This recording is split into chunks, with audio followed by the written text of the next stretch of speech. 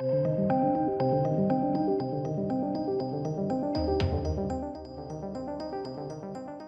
then, welcome ladies and gentlemen. New Darth Vader comic continues.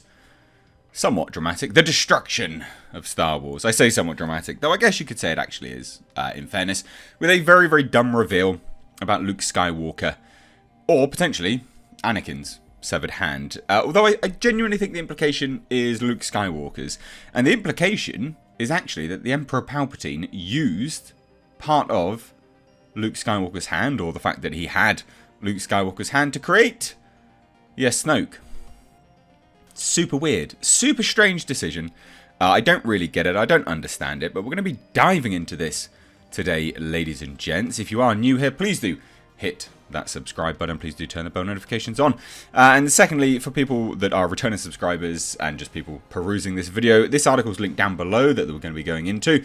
And also linked down below is my Blu-ray. Check it out. Support the channel if you want. And also, if you want to check out my second channel, which is a car channel, you'll find that linked down below as well. So, let's dive into it, shall we?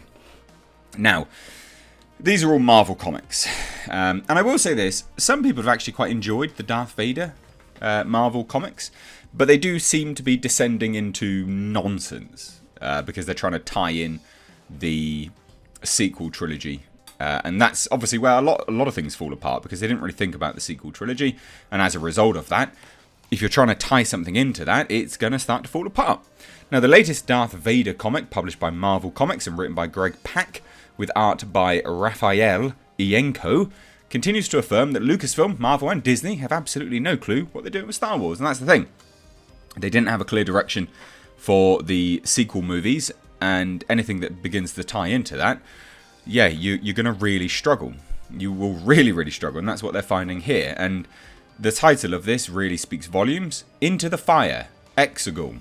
So, I mean, you can guess, I mean, they're going to Exegol, which was, of course, the place in what was it, the Rise of Skywalker, almost forgot the title there. The Rise of Skywalker, where Emperor Palpatine had been sitting around, being a clone, apparently, and come back and yeah, had all of his clone Snokes, his Snoke farm, as it were. It was nonsense. Absolute nonsense. So let's check it out. So in Darth Vader number 11, the book begins with Vader attempting to challenge Emperor Palpatine, but he is quickly defeated when the Emperor uses the Force to have some kind of giant squid creature choke itself with its tentacles. What? So Darth Vader attempts to challenge Emperor Palpatine, but the Emperor uses the Force and has some kind of giant squid creature choke itself with its tentacles. Makes sense, ladies and gents. Makes great sense. I'm loving the sound of that. Now from there, Vader of course journeys into the depths of the temple on Exegol, where he walks past Snoke clones. I mean, these are all very, very clearly Snoke clones. Again, nonsense. Just, I hate that idea. It doesn't make any sense with what J.J. Abrams... And again, I'm not saying J.J. Abrams is great at all, because he's not. But J.J. Abrams clearly had set up Snoke to not be a clone, very clearly, with the dialogue that was there. Pretty clearly, anyway. Not only does he pass these Snoke clones, but he walks past a severed right hand that the Emperor appears to describe as the scalpel of creation. But not only that, ladies and gents, I think what's perhaps most humorous about this, why is this clone going, eee? What? What is it doing? Why? How can we hear it? Is there audio in there? It's in a tank. Fucking ridiculous. Anyway, Emperor goes, the scalpel of creation.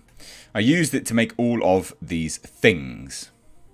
And then Vader obviously clocks what he's talking about, with the E clone in the background, E-ing around. And here it is. I can use it to make anything. Here's the severed right hand. Now, it's unclear who this hand belongs to. It's possible it could be Luke Skywalker's, but also it could be Vader. Again, it could be either or, to be perfectly honest. It could be Anakin's own hand that was severed along with much of his other arm. And this is what I don't think it's going to be Anakin's hand. I think it will be Luke Skywalker's. I mean, it makes a lot more sense. It's in exactly the same location. He doesn't exactly look annoyed either. He's just like, oh yeah, it's a severed hand. No worries. Absolutely no worries. Marvel Comics and Lucasfilm previously toyed with the idea that Palpatine created Anakin in Charles Soule's Darth Vader number 25. In that book, Vader enters into a Force vision on Mustafar, where he sees the Emperor using the Force to impregnate Shmi Skywalker. Unnatural, the chosen one. However, again, this is everything they show just proves to be total nonsense. Because then the Lucasfilm Story Group member, Matt Martin, claimed this was not the implication of the book. I mean, really? His hands are around her. Really? Really? Joker. He wrote on Twitter back in 2019, "It's part of my job to ensure the stories are aligned with the overall vision of Star Wars. If the intention was to make a direct connection between Palps and Anakin's birth, I would have had it removed." I mean, that looks like a connection, does it not?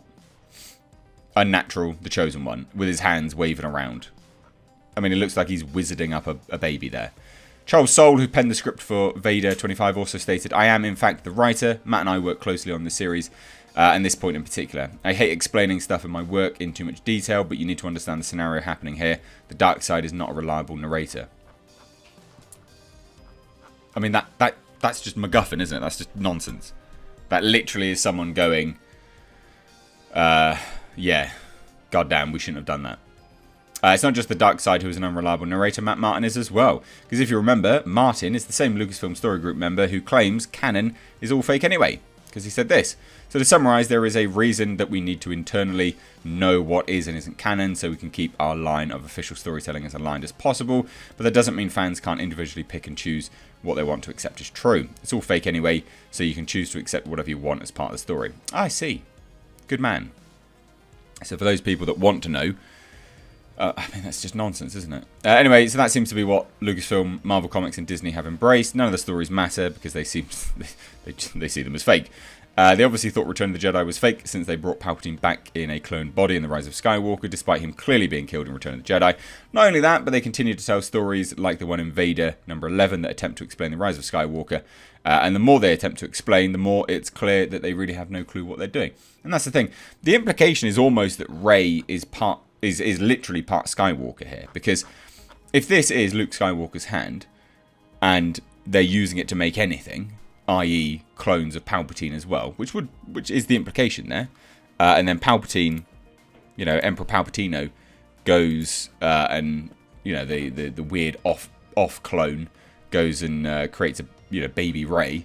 I mean, that is implying that Rey is part Skywalker. I mean, it's just nonsense. It's literally saying that Rey is part Skywalker, and just retroactively going, yeah, the Snoke clones are part Skywalker as well.